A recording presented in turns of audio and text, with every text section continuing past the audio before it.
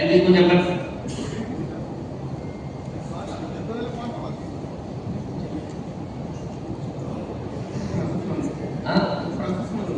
అరే ప్రాబ్లం ఏ ప్రాసెస్ అనేది సంతకాలు పెట్టిన లారీ మిల్లులోకి వచ్చిన తర్వాత మిల్లులు అకౌంట్ చేసిన తర్వాత మిల్లు ఒకసారి అకౌంట్ పెడితే అది రైస్ మిల్లర్ కంట్రోల్కి వచ్చినట్టు అంతేనా చేసి కాదు.